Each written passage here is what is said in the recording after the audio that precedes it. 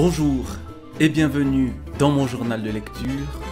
Aujourd'hui, je vais parler d'un livre qui est à juste titre considéré comme l'un des plus grands chefs-d'œuvre de la littérature française. Dans ma lecture et relecture des Rougon-Macquart d'Émile Zola, j'en suis donc à Germinal. Germinal, pourquoi est-ce un livre si marquant? Sans doute parce que c'est un livre révélateur d'une condition sociale terrible, celle des mineurs du Nord. Sans doute aussi parce que c'est une œuvre qui réveille une énergie extraordinaire, que c'est vraiment une épopée, à la fois dans la misère qui est décrite et dans le réveil d'une énergie qui voudrait balayer cette misère, la révolte des mineurs, la révolte des exploités. C'est le réveil de la vie. Et dans le monde d'aujourd'hui, où il y a encore des mineurs exploités et où il y a encore de quoi se révolter, je crois que c'est un livre à lire et relire, ce que j'ai donc fait avec beaucoup de... J'allais dire de plaisir, mais c'est pas du plaisir qu'on ressent en lisant ce livre-là, parce que on est touché avec beaucoup d'émotion, oui, et d'espoir. Est-ce qu'on peut encore espérer, comme espéraient les mineurs, malgré tout? Mais je ne sais pas, mais si on ne s'accroche pas à un espoir, qu'est-ce qu'il nous reste? Alors je vais parcourir quelques passages de Germinal, faire quelques commentaires. Bien sûr, le livre est connu et mon but n'est pas d'en faire un résumé. On trouvera ça à peu près partout, très facilement. Mais de pointer quelques passages qui m'ont particulièrement marqué, qui m'ont particulièrement remué. À commencer, à tout seigneur, tout honneur, par le début. Qu'on pourrait presque dire par cœur, dans la plaine rase, sous la nuit sans étoiles, d'une obscurité et d'une épaisseur d'encre, un homme suivait, seul, la grande route de Marchienne à Montsou, 10 kilomètres de pavés coupant tout droit à travers les champs de betteraves.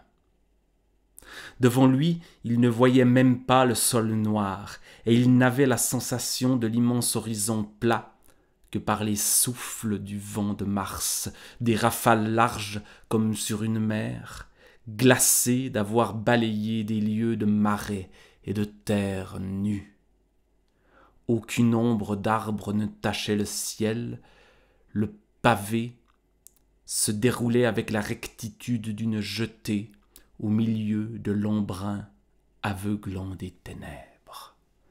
Cette nuit noire, l'obscurité qui est totale dans ce début, on est au bout de la nuit, pour reprendre le titre d'un autre livre qui traverse la misère humaine. Et comment de cette nuit naîtra l'aube? Tout l'enjeu de Germinal est ici. Et cet endroit nu, noir, il y a des feux au loin. Ces feux, c'est les feux de la mine, du Voreux. Il y a un sens des noms propres chez Zola. Marchienne, Montsou. Marchienne, la chienne. Hein. Dit d'emblée, on a quelque chose qui sonne dur, alors que Montsou, on voit bien que c'est l'endroit des bourgeois. Montsou, je veux Montsou. Et le Voreux qui dévore les mineurs et qui les recrache, souvent vivants et parfois morts. Et d'emblée, on inscrit ce roman social dans une autre dimension que simplement une dimension réaliste de description des conditions sociales. On l'inscrit dans quelque chose qui est de l'ordre de la mythologie, qui est de l'ordre justement de l'épopée, de quelque chose qui renvoie à des images plus générales, plus premières. La nuit, la terre,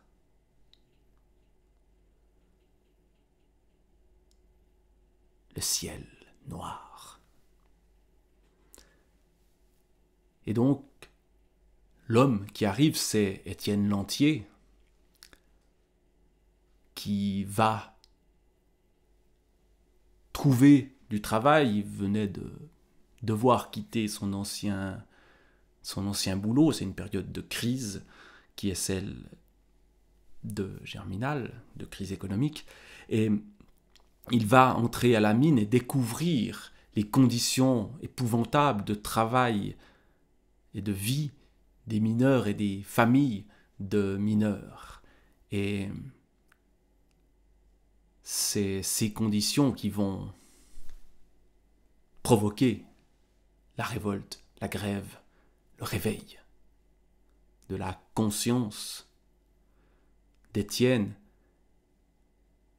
sa conscience politique, et des mineurs qui vivent dans ces conditions épouvantables, alors qu'à côté, les bourgeois, les propriétaires des mines, même pas les propriétaires d'ailleurs, les gérants des mines, les propriétaires, ils sont quelque part, on ne sait où, à Paris peut-être, ce sont des agglomérats de gens dont on ne sait pas qui c'est, des actionnaires, voilà, comme aujourd'hui, quoi. Qui sont les exploiteurs? Est-ce qu'on peut mettre des noms? Oui, un peu, mais pas tout à fait. Donc, Étienne découvre la misère. C'est le début du roman où la misère creuse petit à petit.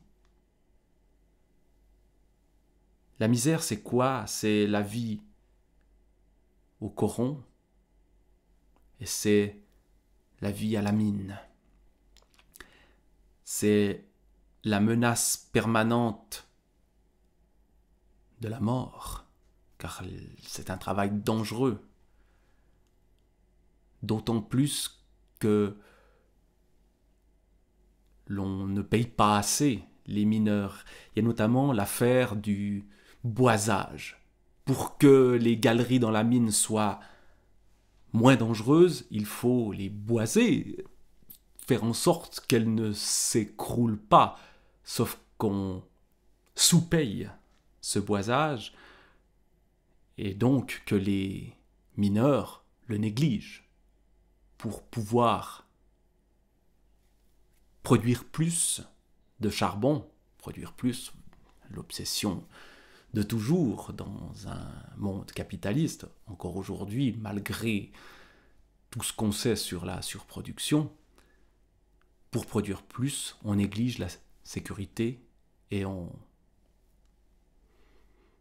prend des risques.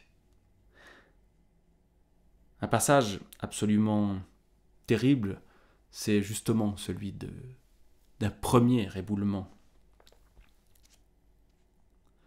qui va briser les jambes d'un enfant et tuer un homme. Maheu donna un dernier coup, et une ouverture se fit. On communiqua avec les hommes qui déblayaient l'éboulement de l'autre côté. Ils crièrent.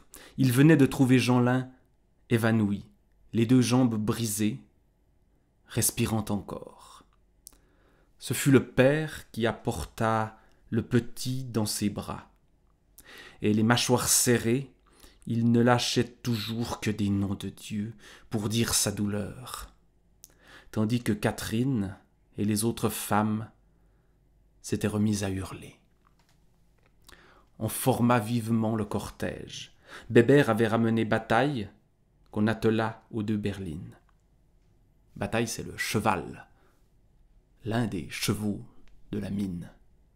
Ces chevaux qui ne voient jamais le jour. La misère animale aussi, pas seulement la misère humaine, est présente dans Germinal. Dans la première gisait le cadavre de Chicot, maintenu par Étienne. Dans la seconde, Maheu s'était assis, portant sur les genoux Jeanlin sans connaissance, couvert d'un lambeau de laine arraché à une porte d'aérage. Et l'on partit au pas. Sur chaque berline, une lampe mettait une étoile rouge, puis derrière suivait la queue des mineurs. Une 50aine d'ombres à la file. Un cortège d'ombres. On retrouve le côté mythologique de Germinal. On pense à la mine comme au cercle de l'enfer de Dante.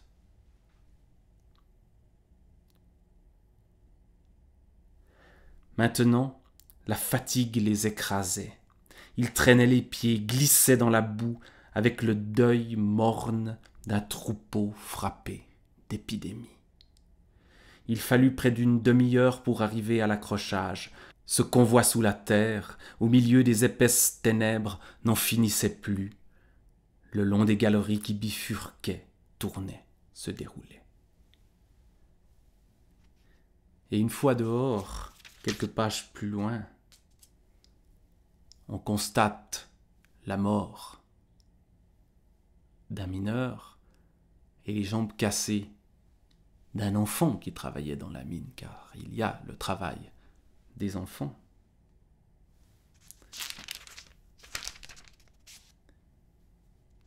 Et puis il y a surtout les femmes qui attendent au coron.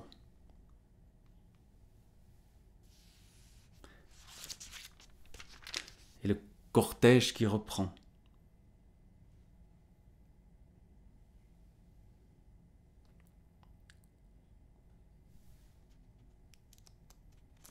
Et il se forma un nouveau cortège, le fourgon devant, le brancard derrière, puis la queue du monde. On quitta le carreau de la mine, on monta lentement la route en pente du coron. Les premiers froids de novembre avaient dénudé l'immense plaine. Une nuit lente l'envahissait comme un linceul tombé du ciel livide. L'immense plaine, la plaine rase entre Marchienne et Montsou du début, ce n'est plus mars, c'est novembre, c'est la nuit encore plus profonde. C'est le froid.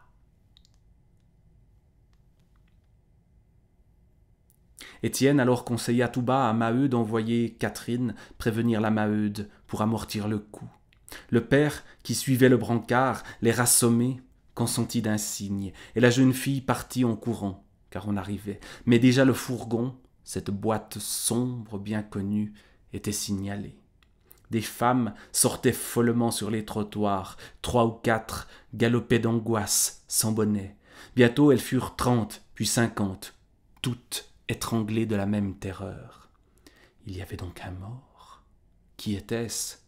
L'histoire racontée par Levaque, après les avoir rassurées toutes, les jetait maintenant à une exagération de cauchemar. Ce n'était plus un homme, c'était 10 qui avaient péri, et que le fourgon allait ramener ainsi, un à un. L'angoisse, la peur de ces femmes qui, à tout instant, peuvent voir leur mari, leurs enfants, arriver dans un brancard.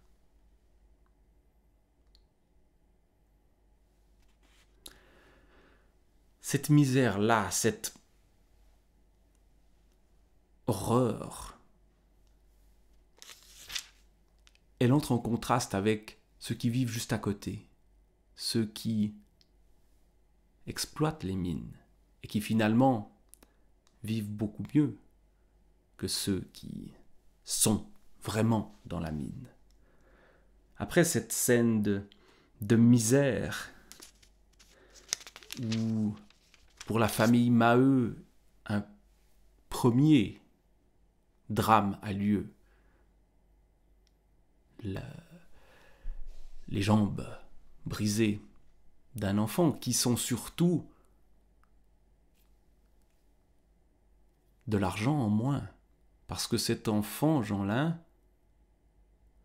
non seulement va mal tourner dans la suite, va devenir un voyou et un assassin, mais en plus, il ne peut plus travailler comme avant. Il va boiter durant toute sa vie et ne plus rapporter d'argent. Et juste après, dans le même passage, Catherine, la fille aînée qui travaillait, va partir avec un homme qui la force. Il y a une relation terrible entre les hommes et les femmes dans Germinal, avec ce personnage de Chaval qui va enlever cette femme-là, cette gamine presque, et qui va la maltraiter, la battre. Donc cette violence-là, cette violence domestique, elle est aussi mise en avant par Zola. Les mineurs ne sont pas des enfants de cœur, parce que vivre dans une telle misère, ça crée aussi des misères dans le comportement des gens. Mais face à ça, voilà ce qui se passe juste après le moment où on ressent à la lecture une forme de pitié extrême. C'est la fin de la 3e partie, et la 4e partie commence comme ça. Ce lundi-là, les Hennebeau avaient à déjeuner les Grégoire et leur fille Cécile. C'était toute une partie projetée. En sortant de table, Paul Négrel devait faire visiter à ces dames une fosse, Saint-Thomas, qu'on réinstallait avec luxe. Mais il n'y avait là qu'un aimable prétexte. Cette partie était une invention de madame Hennebeau pour hâter le mariage de Cécile et de Paul. La petite vie des bourgeois qui continue et qui se veut légère. Et brusquement, ce lundi même, à 4 heures du matin, la grève venait d'éclater. La grève vue par les bourgeois qui, soudain, se mettent à avoir peur. D'abord ils plaisantent, puis la peur s'empare d'eux. Mais la grève, due à cette question du boisage dont je parlais tout à l'heure, l'idée de payer le boisage à part, qui est en fait une diminution de salaire déguisée et que les mineurs refusent parce que trop c'est trop. À la fin du chapitre précédent, Étienne dit « Ah, il est temps, il est temps ». Et donc la grève va éclater, mais les principales victimes de cette grève, ce sont les mineurs eux-mêmes qui ne sont plus payés, qui vont petit à petit s'enfoncer encore plus dans la misère et la faim. Et l'une des enfants de la famille Maheu va mourir de faim une petite fille bossue, qui était une fille dévouée.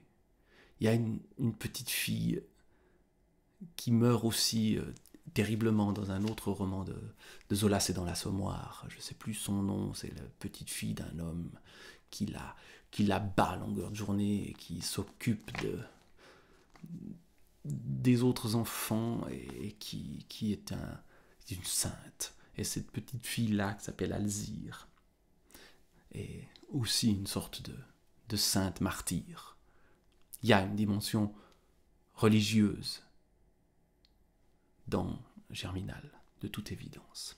Et donc la grève éclate, la misère enfonce les mineurs dans une révolte de plus en plus grande, révolte qui va éclater au moment de l'occupation des mines, au moment où va se mettre en marche le peuple des mineurs.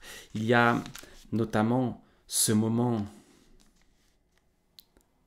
dans la forêt où se réunissent la veille de la grande marche, la veille du grand jour, les mineurs et Étienne qui fait son éducation politique dans cette grève va susciter l'enthousiasme des mineurs et l'espoir de changer ce monde profondément injuste. Il leur parle, et voilà la fin de ces paroles et la réaction des gens surtout. « Notre tour est venu », lança-t-il dans un dernier éclat.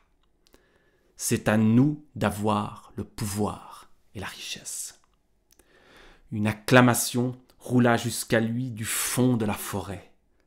La lune, maintenant, blanchissait toute la clairière, découpait en arêtes vives la houle des têtes jusqu'au lointain confondu des taillis entre les grands troncs grisâtres. La houle, l'image maritime, elle était déjà présente dans le tout début du roman. Et c'était sous l'air glacial une furie de visages, des yeux luisants, des bouches ouvertes, tout un rut de peuple, les hommes, les femmes, les enfants, affamés et lâchés au juste pillage de l'antique bien dont on les dépossédait. Ils ne sentaient plus le froid. Ces ardentes paroles les avaient chauffés aux entrailles. Une exaltation religieuse les soulevait de terre, la fièvre d'espoir des premiers chrétiens de l'Église attendant le règne prochain de la justice. Bien des phrases obscures leur avaient échappé, ils n'entendaient guère ces raisonnements techniques et abstraits, mais l'obscurité même, l'abstraction élargissait encore le champ des promesses, les enlevait dans un éblouissement. Quel rêve! Être les maîtres, cesser de souffrir, jouir enfin. C'est ça, nom de Dieu, à notre tour, mort aux exploiteurs. Ce soulèvement du peuple, cette force vitale qui naît, c'est quelque chose qui est souvent présent chez Zola. La force vitale, la montée de la sève, le Paradou de la faute de l'abbé Mouret, par exemple, ou le ventre de Paris, la lutte des gras contre les maigres,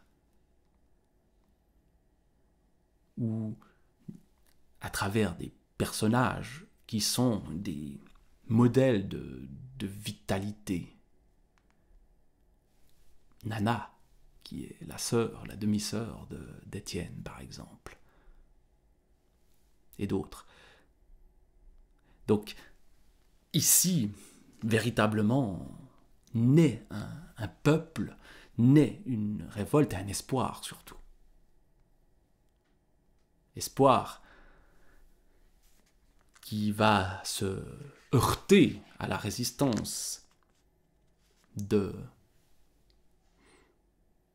j'allais dire du système, c'est le mot qu'on entend aujourd'hui encore, un mot qui est extrêmement vague, mais finalement, est-ce qu'il y en a des meilleurs? On ne sait pas, et déjà dans Germinal, on ne sait pas contre qui on se bat, véritablement. Mais on se bat quand même.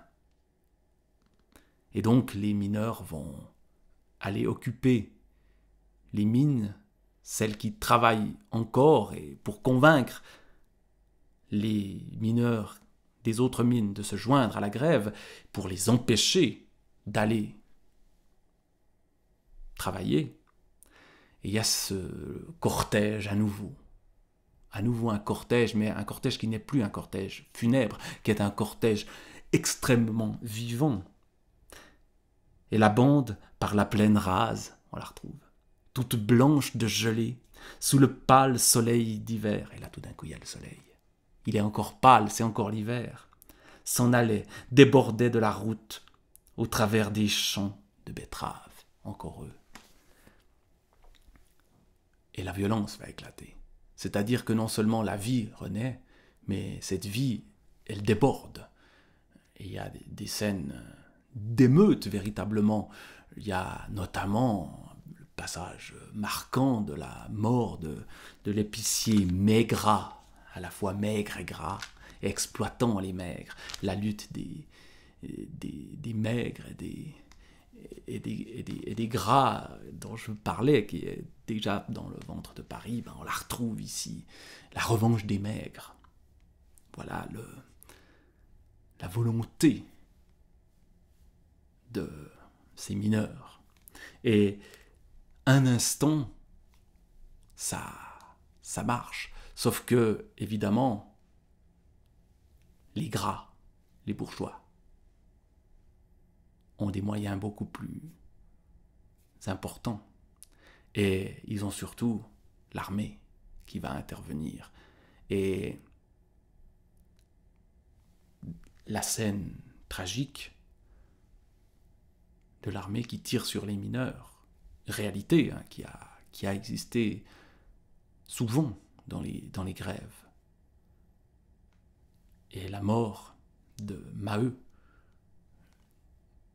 et la Maheude qui avait déjà perdu plusieurs de ses enfants, se retrouve sans mari.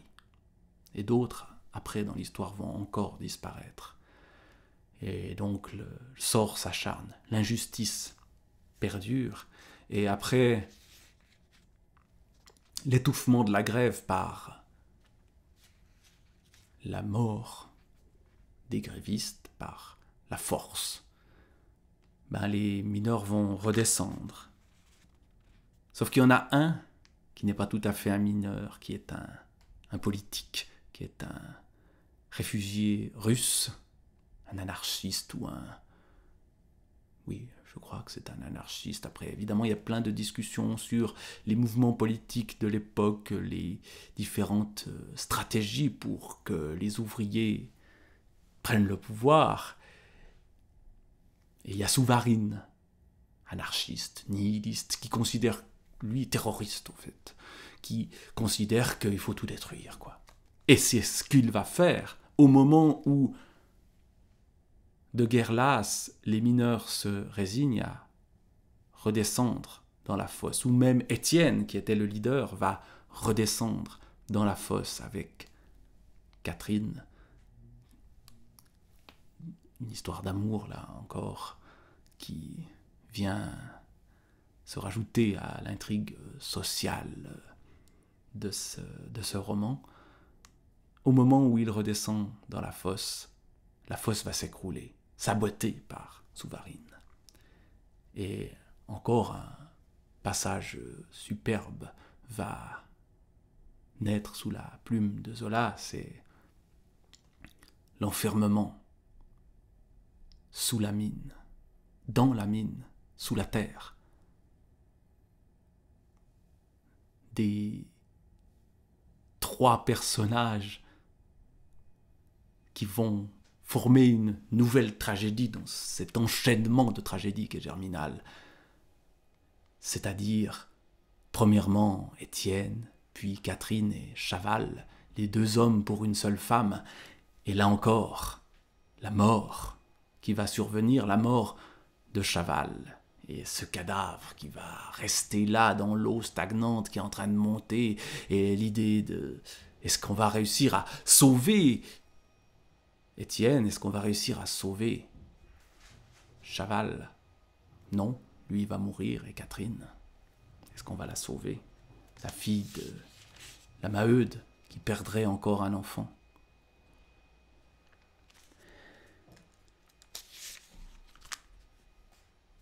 Voilà, la misère qui perdure malgré tout, malgré l'espoir. Et pour terminer, ce roman, Zola, qui a décrit l'échec d'une grève, va montrer que cet échec n'est que provisoire. Et il y a la fin de Germinal. Il était 4 heures du matin. La fraîche nuit d'avril s'attiédissait de l'approche du jour. Dans le ciel limpide, les étoiles vacillaient, tandis qu'une clarté d'aurore empourprait l'Orient. Et la campagne noire, assoupie, avait à peine un frisson, cette vague rumeur qui précède le réveil. La boucle est bouclée. On était en mars. Au tout début, on est en avril.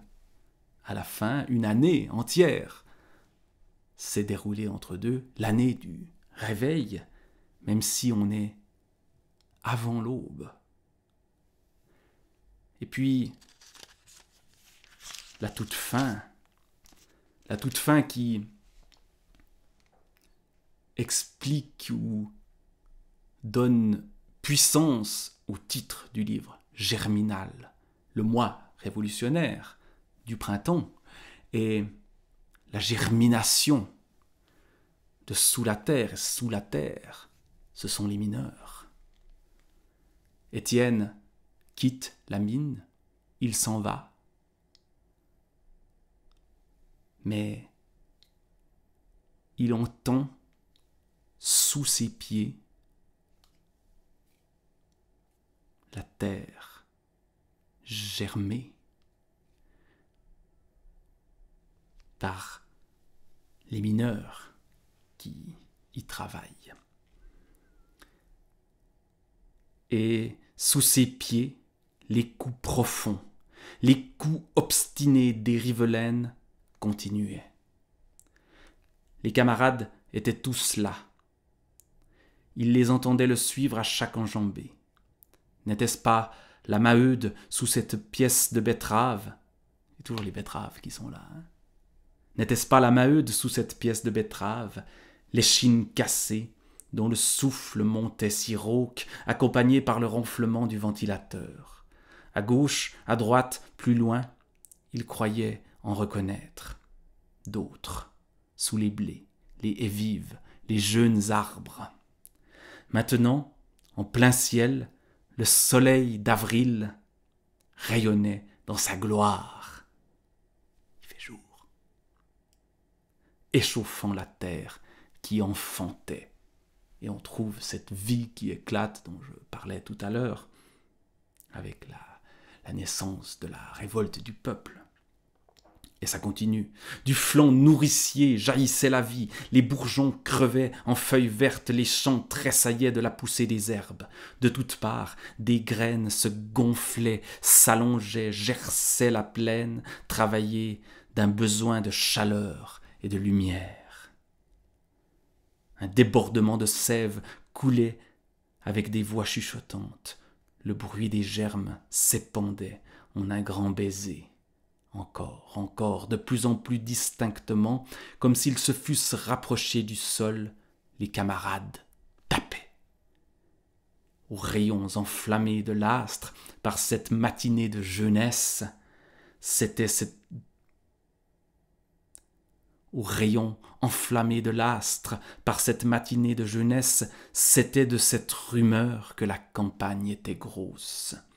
des hommes poussaient une armée noire, vengeresse, qui germait lentement dans les sillons, grandissant pour les récoltes du siècle futur, et dont la germination allait bientôt faire éclater la terre. Toutes les révolutions du XXe siècle sont annoncées ici. Ce que ne sait pas Zola, c'est que ces révolutions seront elles aussi un échec. Et que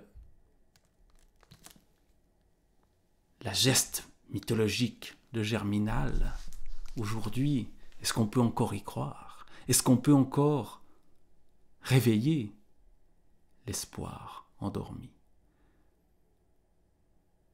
À l'heure où tout semble s'écrouler, à l'heure où l'exploitation de la terre non seulement tue les hommes, mais tue la terre elle-même, est-il encore possible de rêver ce réveil? Lire Germinal, au fond, ça donne de l'espoir. L'espoir fait